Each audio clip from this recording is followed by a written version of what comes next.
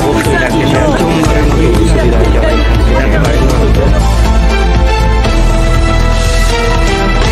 আসসালামু আলাইকুম, আশা করি সবাই ভালো আছেন, সবাই সুস্থ আছেন। ফ্রান্সের সর্বোচ্চ কয়েকটি খবর নিয়ে আপনাদের সামনে হাজির হয়েছি। ভিডিওটা অবশ্যই শেয়ার করে দেবেন, ফুল ভিডিওটা দেখতে ভুলবেন না। প্রথমত ফ্রান্সের এক জেলখানাতে অ্যাটাক করা হয়েছে। সামনে 3টা গাড়ি, নতুন গাড়ি পুড়িয়ে দেওয়া হয়েছে। টারকাসন সেন্টারের সামনে এমনটা করা হয়েছে। এর কারণে ফ্রান্সের স্বরাষ্ট্রমন্ত্রী ব্রুনো হোতাইও তিনি উল্লেখ করেছেন শুধুমাত্র ভয়ঙ্কর ভয় দেখানোর জন্য এমনটা করা হয়েছে, কিন্তু যারা এমনটা করেছে তাদেরকে ছাড়া হবে না।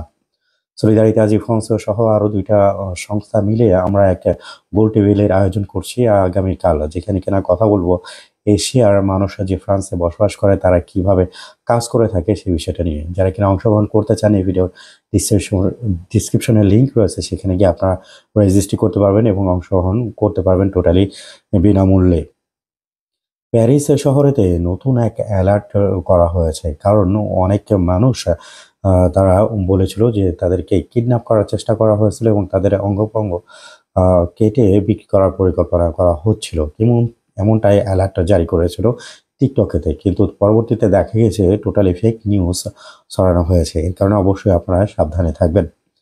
প্যারিস শহরেতে আজকে বোমা হামলার অ্যালার্ট জারি করা হয়েছিল। প্রথম সকালেতে দেখা গিয়েছিল গাদোলেস্ট, সেখানে সব মানুষকে ওখান থেকে সরিয়ে ফেলে দেওয়া হয়েছিল এবং বিকালের দিকে সংজেলিজের ওখানে স্টারবাক রয়েছে, সেইখানে থেকে সবাইকে সরানো হয়েছিল এবং ওখানে থেকে তল্লাশি করা হয়েছে। কিন্তু পরবর্তীতে দেখা গিয়েছে এমন কোনো কিছু হয়নি। এর কারণে তারা উল্লেখ করে দিয়েছে যদি কিনা কোনো ব্যক্তি ইচ্ছা করে এমনটা করে থাকে ভয় দেখানোর জন্য, তাহলে তাকে 2 বছরের জেল এবং 30,000 ইউরো জরিমানাও হতে পারে। ফ্রান্সে দেখা গিয়েছে যে ব্রুনো হোতাইও এবং ফ্রান্স আলজেরিয়ার সাথে যে সমস্যাটা হচ্ছে, আলজেরিয়া সব দোষ ব্রুনো হোতাইওর উপরে দিচ্ছে, বলছে যে তার কারণেতেই ফ্রান্সের এবং আলজেরিয়ার সাথে ক্রাইসিস মোমেন্টটা চলছে।